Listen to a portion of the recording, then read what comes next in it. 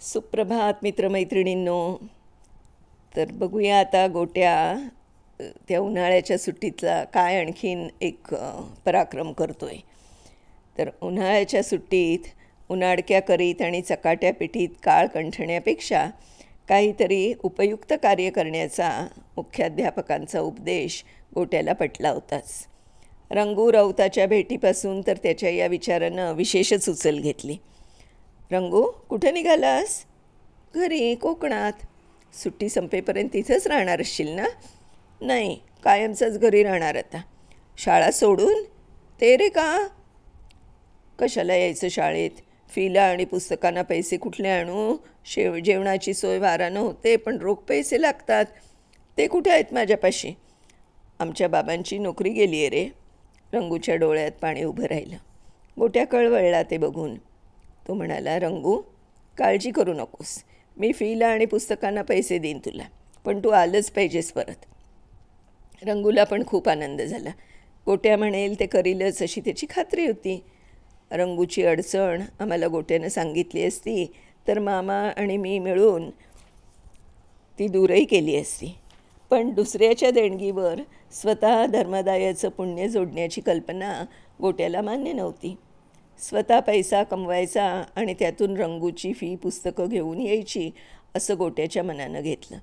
आणि त्या विचारासरशी स्वारी जी बेपत्ता झाली ती जूनच्या 8 तारखेला शाळा सुरू होण्याच्या दिवशी सकाळी उगवली. गोट्यानं सुरू केलेला हा उन्हाळी उद्योग आम्हाला 4 दिवस चांगलाच जाणवला. पोरगा एकाएकी नाहीसा झालेला पाहून आजी तर अगदी घाबरून गेल्या.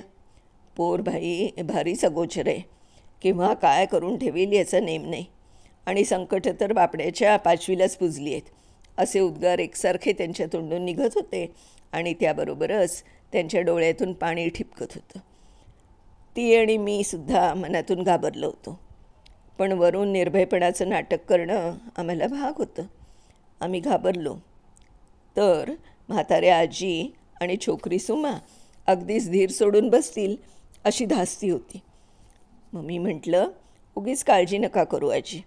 गोट्या भलतं सलतं काही करायचं नाही आणि गेला असेल कुठेतरी गमतीनं. मागं नव्हता का? ती मला दुजोरा देण्यासाठी बोलली.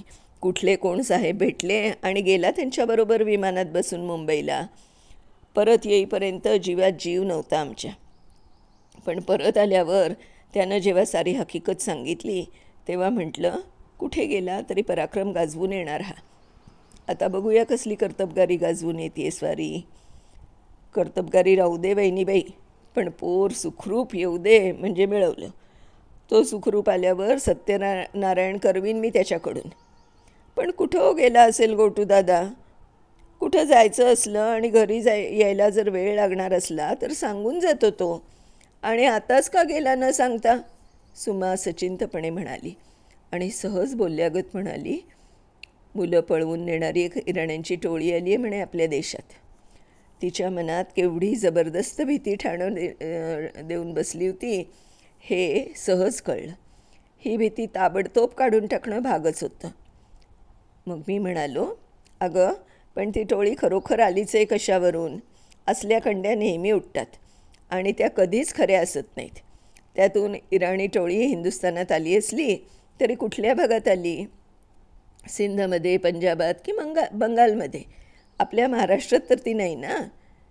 आणि आली असली तरी ती छोटी मुलं म्हणजे 2-4 वर्षाची मुलं पळवील. गोट्या काय आता छोटा आहे का? त्याच्या वाटेला इराणी कशाला जातील? आणि गेलाच एखादा तर गोट्याच त्याची हाडं चांगली मऊ करेल. अशा प्रकारे भीती, काळजी आणि उसना निर्भयपणा यांचं राज्य 4 दिवस आमच्या घरी नांदत होतं. जिथे जिथे गोट्या जाण्याचा संभव वाटला तिथे तिथे मी पत्र लिहिली आणि उत्तराची वाट पाहत राहिलो. 5व्या दिवशी गोट्याचंच पत्र आलं. कुठून आलं ते मात्र कळण्यास मार्ग नव्हता. पत्रावर त्यानं गाव लिहिलं नव्हतं आणि पोस्टाचा छापही वाचता येण्या इतका स्पष्ट नव्हता. पत्र सुमाला लिहिलं होतं. प्रिय सुमा, मी इकडे येण्याच्या आधी तुम्हाला सांगायला झालं नाही, कारण घरी तुम्ही कोणी नव्हता. म्हणून आजीच्या गजेंद्र मोक्षाच्या पोथीवर मी चिठ्ठी लिहून ठेवली होती.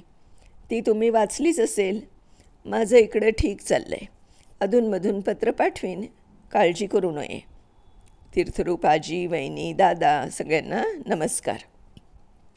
तुझा गोटू दादा. या पत्रानं गोट्याच्या सुखरूपपणाबद्दलची आमची काळजी दूर झाली, तरी तो कुठे कशासाठी गेला याची सुटपूट कायमच होती. त्यानं लिहून ठेवलेल्या चिठ्ठीवर चिठ्ठीबद्दल आजीकडे तपास केला तर त्या म्हणाल्या, होतं खरं बाई एक चिटोरं, पण असली चिटोरी घरभर उडत असतात, त्यातलंच हे म्हणून दिलं असेल मी टाकून. केरातनं गेलं असेल, नाही तर बंबात झाला असेल त्याचा निकाल. मला काय ठाऊक या बापड्यानं चिठ्ठी लिहून ठेवली आहे म्हणून. तारीख 8 जून रोजी गोट्या घरी आला तेव्हा सकाळचे 9:30 झाले असतील. आला तो ओरडतच, आजी झालं आहे का गं जेवायचं? शाळा आहे आज. आंघोळ झाली आहे माझी, तू पान मांड, तोपर्यंत सायकलीचं बघतो मी. मागल्या चाकातली हवा गेलेली दिसतीये. रोजच्याप्रमाणे बाहेर गेलेला मुलगा घरी यावा तितक्या सहजपणे गोट्या महिन्याभरानंतर घरी आला. तरी पण आम्हा सर्वांना त्याचा विस्मय वाटत होता. तो कसा कमी होणार? आम्ही सर्वजण त्याच्या भोवती गोळा झालो आणि तो कोठे गेला, कशाला गेला, त्यानं काय केलं, तो जेवत होता कुठे, इत्यादी इत्यादी प्रश्नांची सरबत्ती त्याच्यावर सुरू केली. पण गोट्या पक्का खमंग. विचारणाऱ्या माणसांना टांगणीला लावून गंमत बघण्याची त्याला मनस्वी हौस. तो म्हणाला, काय सांगायचं आहे त्यात? असा काय दिग्विजय केला आहे मी म्हणून त्याची टिमकी वाजवीत सुटायचं? काही सांगण्यासारखं केलं नाही मी. या गावात राहायचं ते दुसऱ्या गावात राहिलो, या घरात जेवायचं ते दुसऱ्या घरात जेवलो. बरी दिसते की नाही माझी प्रकृती वहिनी? ती दिसतीये रे, पण तुझं ते दुसरं गाव कोणतं आणि दुसरं घर म्हणजे कुणाचं घर ते तरी सांग की, ती म्हणाली. आणि तिकडं तू पराक्रम केला नसलास तरी खेळला असशील खूप.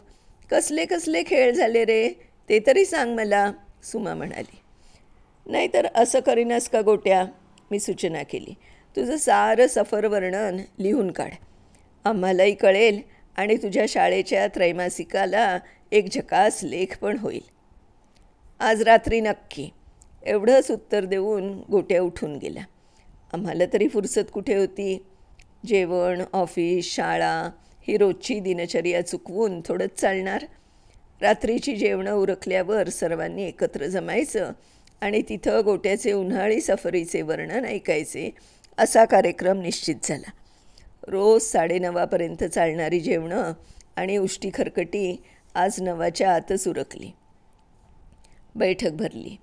कर सुरुवात गोट्या तुझ्या सफर वर्णनाची, मी म्हणालो.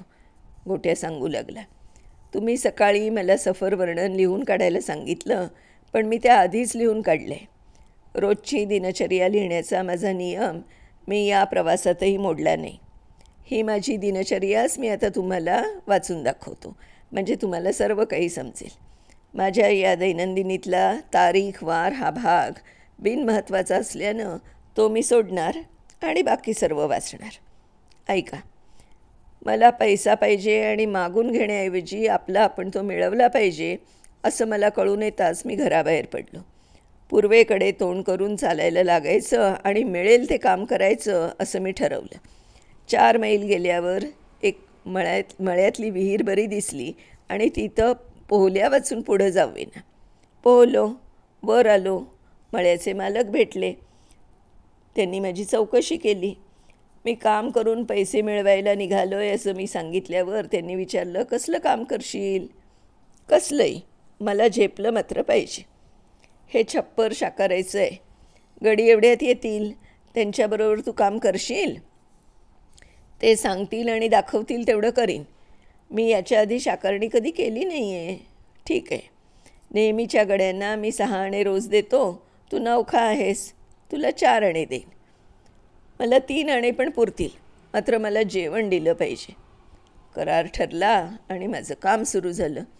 11 वाजेपर्यंत काम चाललं. मी मोठ्या गड्यांपेक्षा कामात कमी पडलो नाही. माझं आणि बाकीच्या गड्यांचं भांडण झालं नसतं तर संध्याकाळपर्यंत मी त्यांच्या इतकंच काम करतो असं मालकाला सिद्ध करून दाखवलं असतं आणि भरपूर रोजमुऱ्याची मागणी मला करता पण आली असती. बाकीचे गडी चिली मोडणारे होते. त्यांनी चिलीम भरली आणि मी सर्वात लहान म्हणून मला काडी लावण्याचा हुकूम दिला. मी काड्याची पेटी घेतली आणि एका गड्याच्या हातात असलेली तंबाखू भरलेली चिलीम हिसकावून घेऊन मी खाली फेकून दिली. छपरावर बसून हे आगीचे खेळ करू नयेत एवढंही कळत नाही तुम्हाला, मी म्हणालो. अरे जा, मोठा आलाय सांगणारा, एक म्हातारा गडी गुरगुरला. आज आणजा चिलीम हुडकून, दुसरा गडी ओरडला. आणणार नाही आणि या पांजरणावर बसून तुम्हाला मी चिलीम ओढू देणार नाही. तुझा बा देईल, एक गडी बोलला. मला चीड आली. मी त्यांच्या अंगावर धावलो आणि त्यांचं नरडं धरून विचारलं, कुणाचा बाप काढतोस रे, पुन्हा म्हणशील? हो हो म्हणेन, काय करशील? हे बघ काय करेन ते, असं म्हणून मी त्याच्या एका थोबाडीत लगावली. बाकीचे गडी माझ्याकडे संतापानं बघायला लागले. मी छपरावरून उडी टाकली. थोबाडीत बसलेला गडी माझ्या मागं लागला, पण मी सापडलो नाही. मैल 1.5 मैलाच्या पळापळीनंतर गाव आलं. गावाशेजारीच मला काम देणाऱ्या मालकाची गाठ पडली. त्यांना सर्व प्रकार सांगितला. ते हसले आणि म्हणाले, ठीक आहे, घरी चल. मग आता तो त्यांच्याबरोबर घरी गेला का आणखीन कुठे गेला ते आपण पुढच्या भागात बघूया मित्रमैत्रिणींनो. तोपर्यंत बाय बाय.